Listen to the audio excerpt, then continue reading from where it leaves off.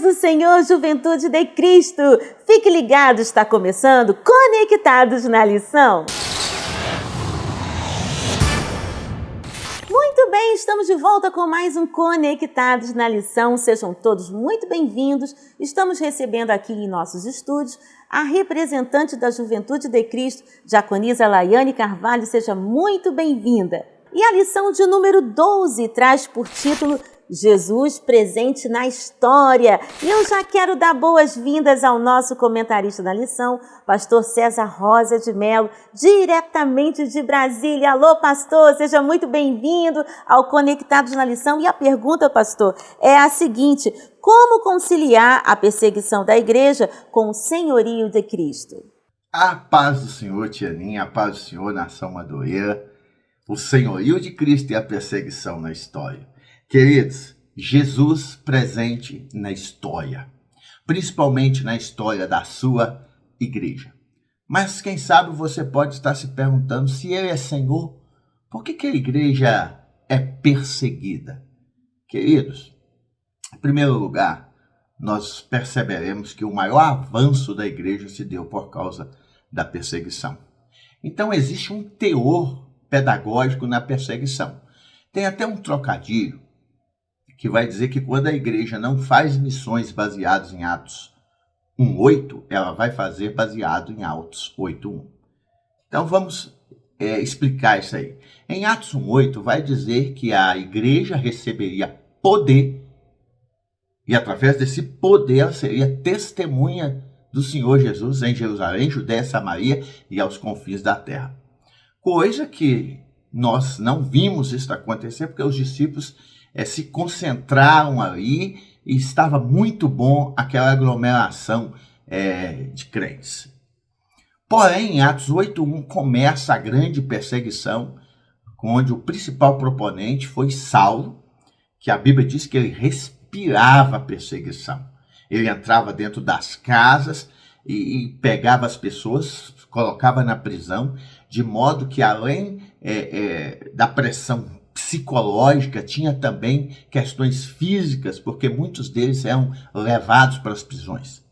Foi justamente nesse momento, querido, de perseguição, que muitos deles se espalharam no mundo e começaram a divulgar a palavra do Senhor.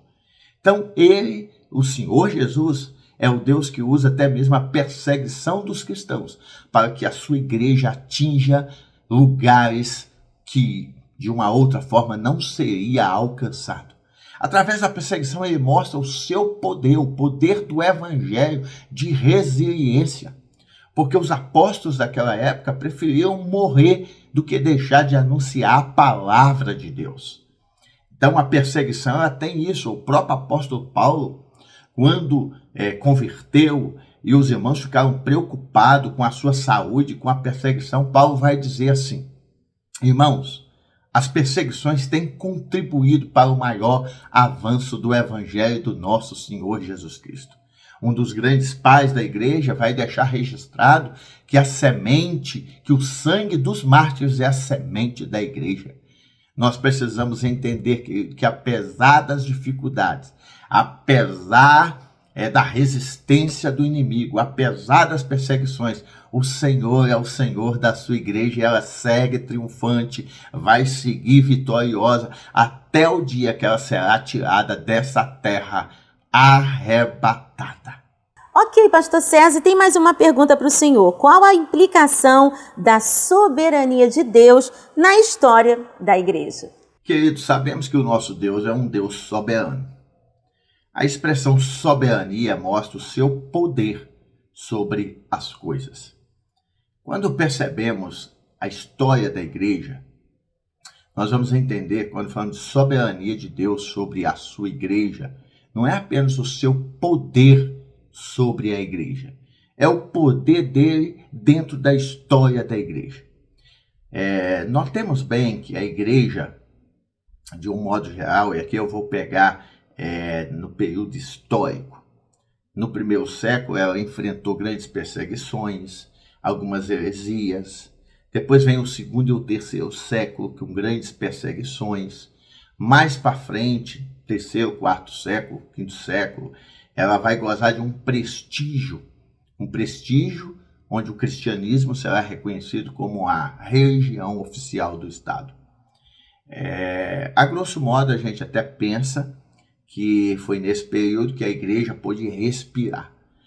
Queridos, o inimigo das nossas almas, ele usa de ciladas, de emboscadas para poder sempre jogar o joio, para sempre atrapalhar o avanço da obra de Deus. Embora as perseguições não vinham mais de fora, agora o problema começava a acontecer dentro da igreja.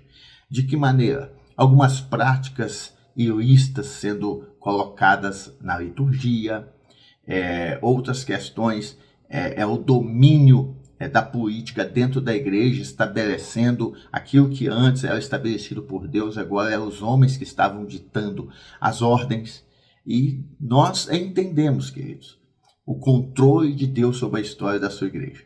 Tanto é que Deus levantou homens como Jerônimo de Savonarola, Deus levantou homens como John Wycliffe, e consumando-se com John Wesley, que promoveu a maior reforma da época, mostrando que as escrituras estavam acima de qualquer tradição, mostrando que a fé, sola fide, sola gratia, sola scriptura, os 3 marcos da reforma.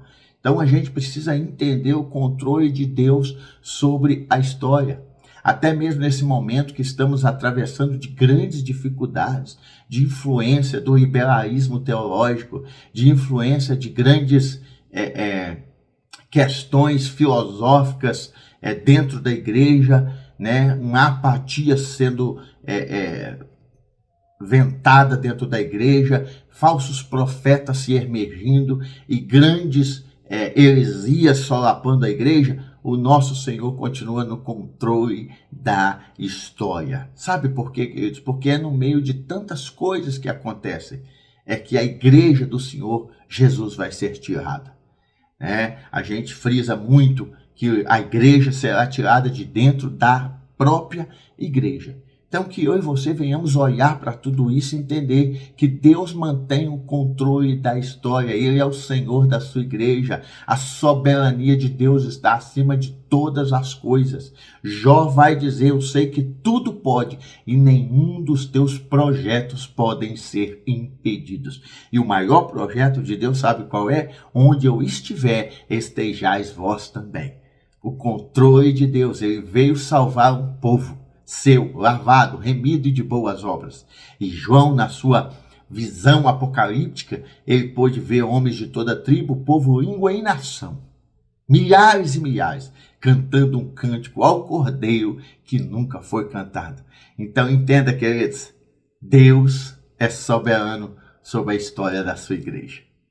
E lembrando que a Editora Betel disponibiliza para você, jovem, o PIL, Plano de Incentivo à Leitura, um subsídio que certamente vai agregar os estudos da Palavra de Deus aí na sua casa. E nós estamos aqui com a representante da Juventude de Cristo, estou falando dela, Diaconisa Laiane Carvalho, seja muito bem-vinda. Lai, o que o subsídio do PIL traz para a gente essa semana?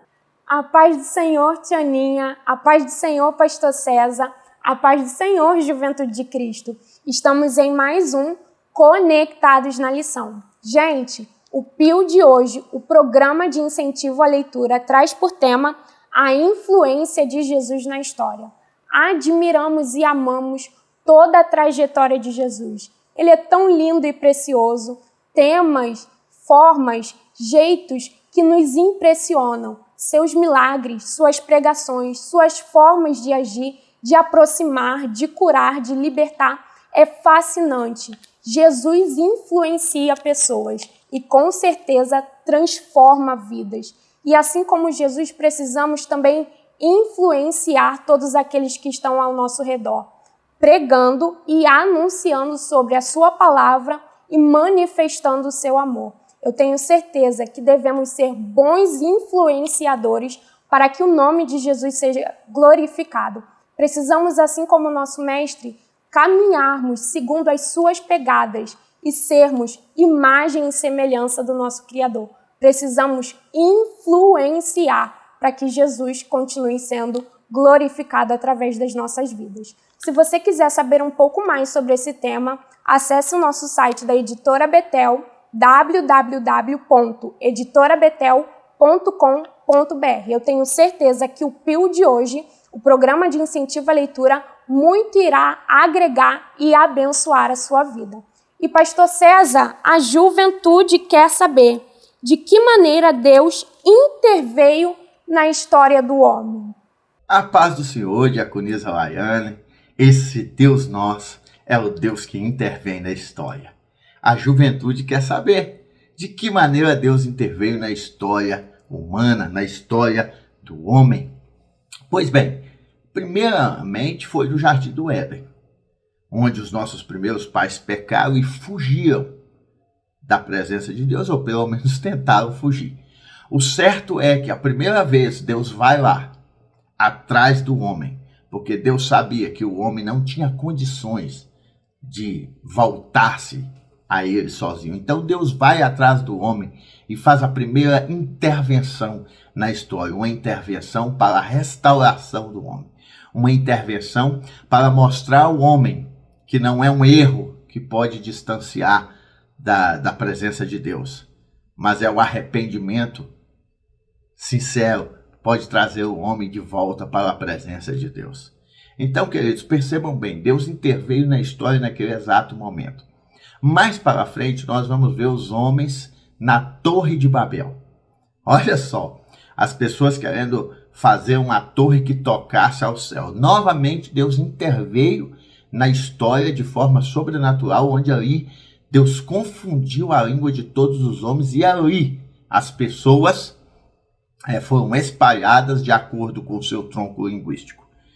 E quando nós olhamos de uma maneira mais macro, Deus intervém no futuro da humanidade. Por quê? Porque a humanidade estava fadada ao fracasso. A Bíblia vai dizer que todos pecaram e destituídos estavam da glória de Deus. O próprio salmista vai dizer que Deus olhou do céu para a terra e não viu nenhum justo, estavam todos desviados. Paulo, queridos, no capítulo 2 da sua epístola aos Efésios, ele vai dizer que nós estávamos mortos em pecados e delitos. E olha o que o Senhor Jesus faz. Jesus, ele nos ressuscita com ele para uma nova vida. Através da cruz do Calvário, Jesus intervém de forma direta na história da humanidade.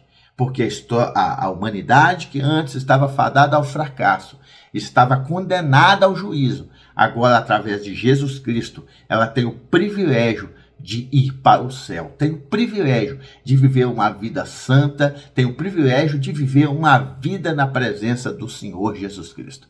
Então Deus, ele interveio na história através da cruz. Tem alguns autores até dizem que a cruz é o grito amoroso de Deus para com a humanidade. A cruz do Senhor Jesus, como diz Paulo, é o divisor de água. Através da cruz, a minha história foi mudada pelo nosso Senhor Jesus Cristo. Que nós jamais venhamos nos esquecer isso, queridos, que a nossa sorte foi mudada no Calvário. Uau, conectou? Lembrando que a Editora Betel disponibiliza para você, Juventude de Cristo, o livro Subsídio do Trimestre, com a temática Quem é Jesus?, escrito por nosso comentarista da lição, pastor César Rosa de Melo. Adquira já o seu exemplar em nossa loja virtual, editorabetel.com.br, ou em um desses telefones que estão aparecendo em sua tela. Bem, nós vamos ficando por aqui, mas semana que vem, se Deus quiser, estaremos de volta com mais um Conectados na Lição. A paz do Senhor!